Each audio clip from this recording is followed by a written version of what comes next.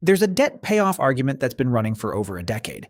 Dave Ramsey's method tells you to ignore your interest rates entirely and clear your smallest balance first.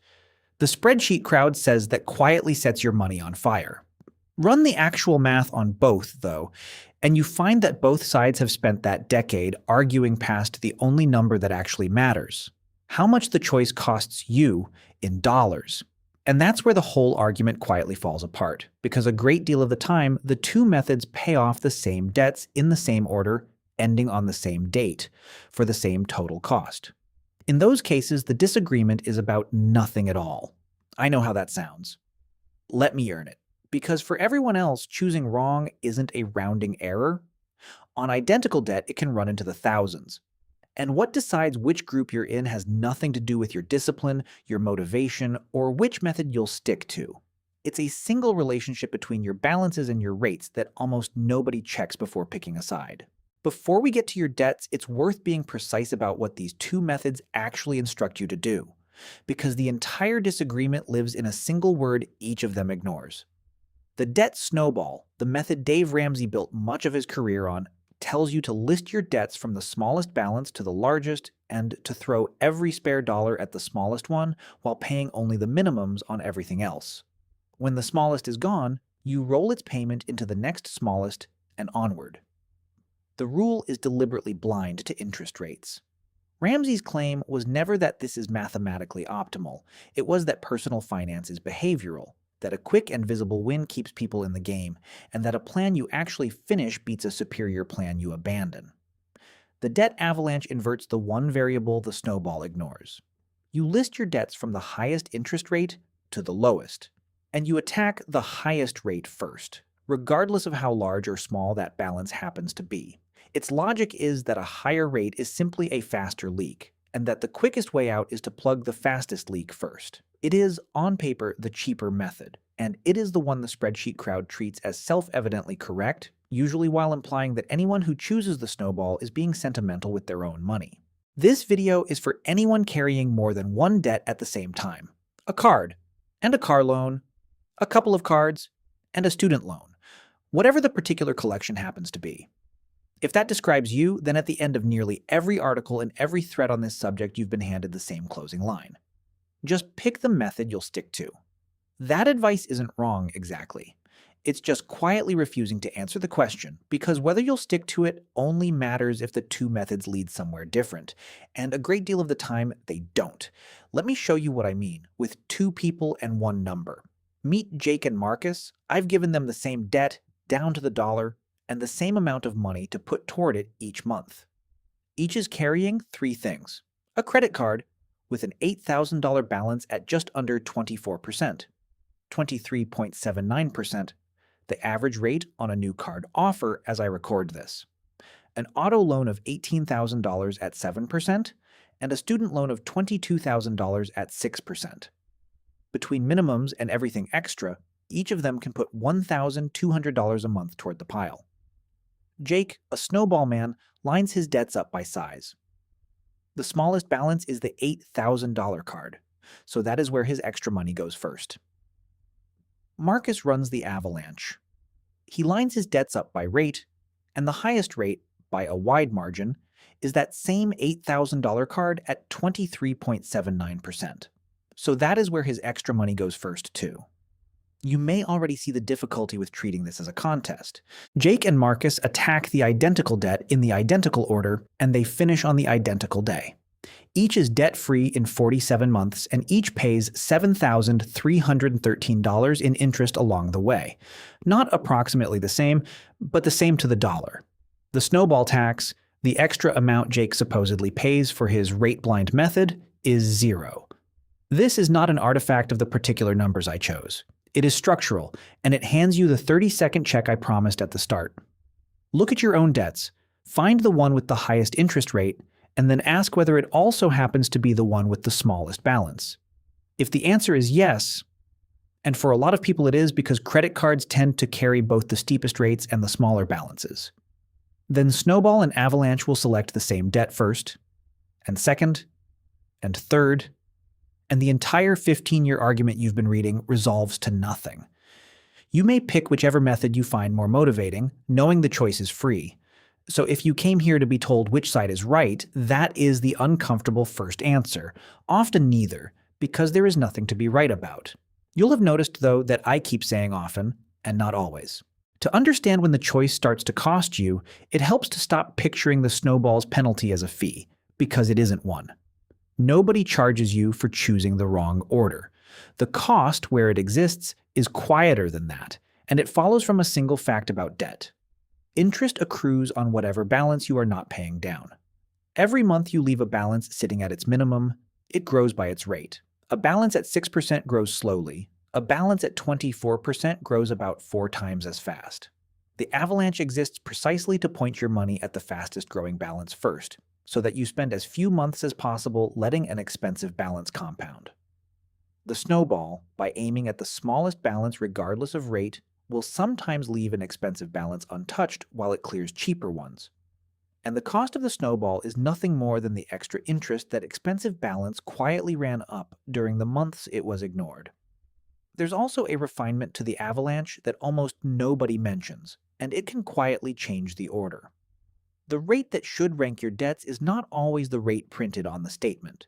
It's the rate after tax. Interest on a student loan, for example, can be deductible up to a limit, which pulls its true cost below the number on the bill. A 6% student loan for someone who can take the full deduction might really be costing closer to 5. That distinction won't matter when a card at 24% is towering over everything else. But when you're deciding the order between two debts that sit close together, a student loan and a low-rate personal loan, say, ranking them by their after-tax cost rather than their face rate is the more correct move, and it occasionally flips which one you attack first. One honest caveat: that deduction phases out as income climbs.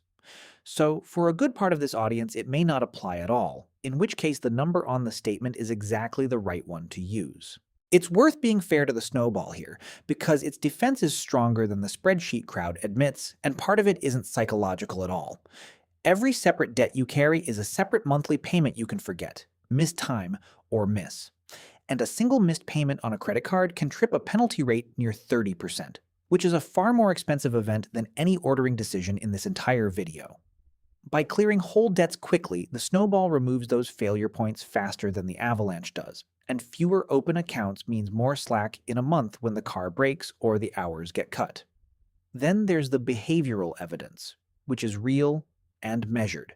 In controlled studies of actual borrowers, the people who cleared their smallest debts first were more likely to stay on the plan and reach the end than the people handed the mathematically optimal order.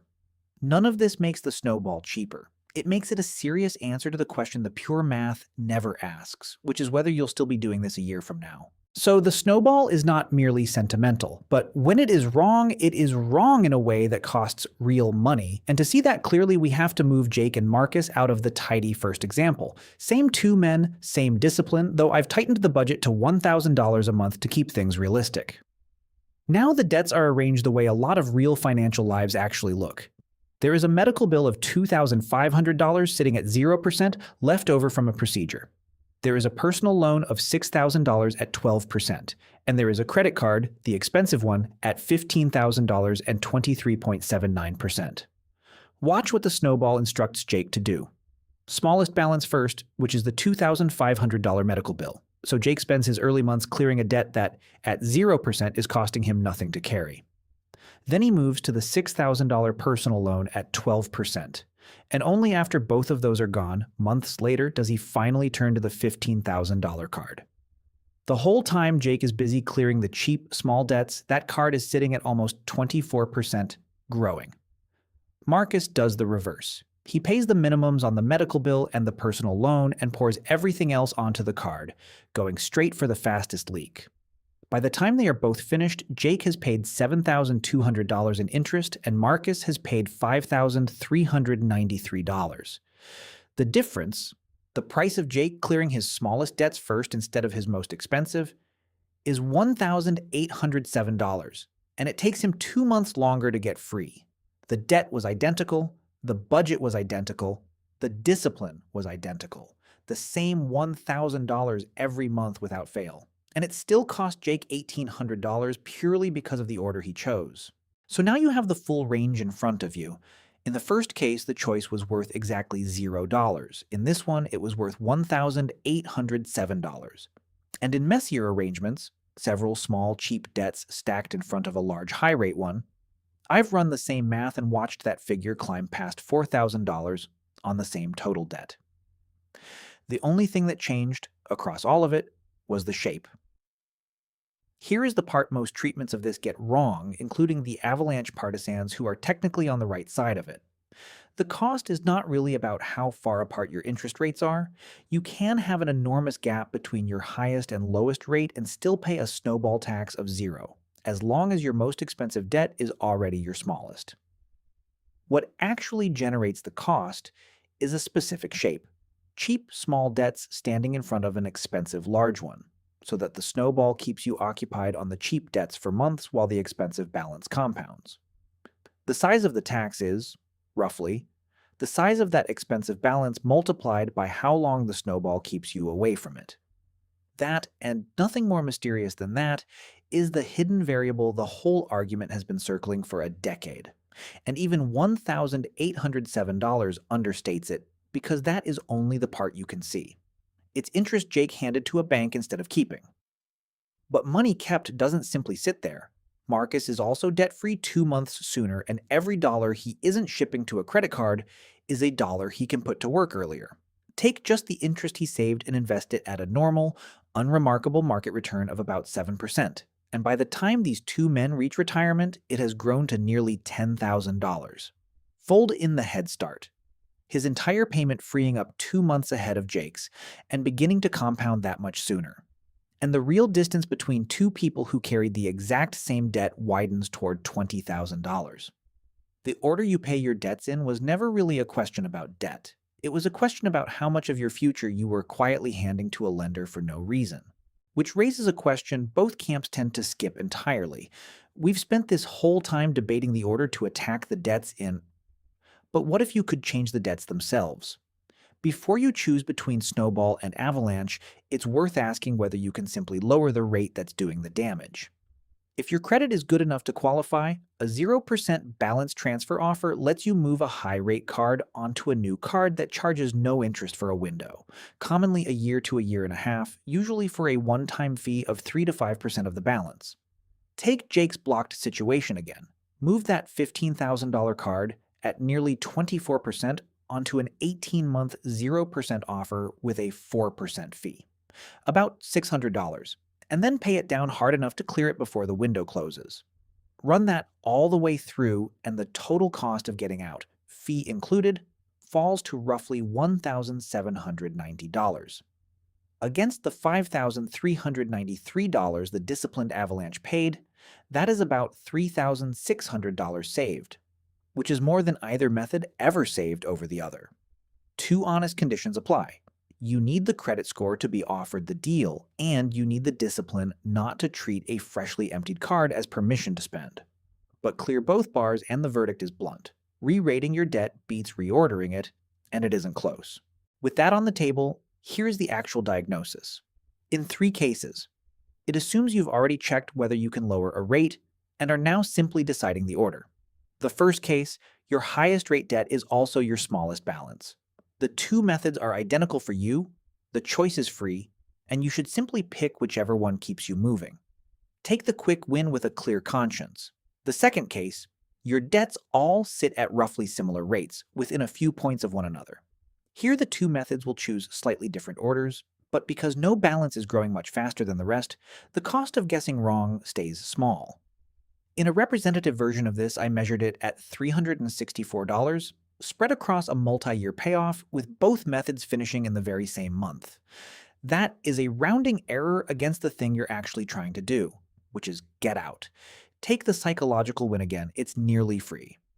The third case is the only one where this genuinely matters. You have small, cheap debts sitting in front of a large, expensive one. That is the shape that costs real money. The shape that turned into an $1,807 gap and a $20,000 one once it compounded. And if it's your shape, paying by rate first stops being a matter of taste. And if you're in that third case, but you know yourself and you know that without an early win, you'll lose heart and stop, there's a third path that is less a compromise than a sequence. Take exactly one snowball win. Clear your single smallest debt, whatever its rate, for the momentum. And then stop and pay strictly by interest rate from there on. When I ran that hybrid on Jake's blocked situation, clearing the medical bill first and then going straight at the card, it cost him $896 more than the pure avalanche, but it saved him $911 against the pure snowball. One deliberate win gave back about half the tax while leaving most of the savings intact. You get the feeling of a whole debt gone early, and remembering that completion is the thing the snowball is genuinely good at, you keep the mathematics mostly on your side. For a great many people, that trade is exactly the right one. So, after all of that, the thing to carry out of here is smaller and stranger than the argument surrounding it. Snowball versus avalanche was never really math against willpower. It was a stack of quieter questions wearing one loud costume. Can you lower the rate before you pick an order? Is your smallest debt also your most expensive? In which case, the whole debate is moot. Are your rates all close? In which case, it's nearly free. And if you do have cheap little debts blocking a big expensive one, is the true cost the $1,807 on the statement, or the $20,000 it becomes once you account for what that money could have done? One early win and then rate order gives most people almost everything both camps were fighting over. The trouble is that your debts are not the tidy examples I built for Jake and Marcus, so the only figure that truly settles it is your own. If you want to see in your specific case whether this is a free choice or an $1,800 one, and what that gap turns into by the time you retire. The tool that runs exactly this comparison on your real balances and rates is waiting in the member vault, alongside the rest of the calculators we build for working through decisions like this. Run your own numbers, find out which of the three cases you're in, and choose from knowledge instead of from a thread. I told you at the start that a great deal of the time this argument is about nothing. I hope I've earned it. The rarer and more expensive times are the ones worth knowing how to spot, and now you can spot them in about 30 seconds.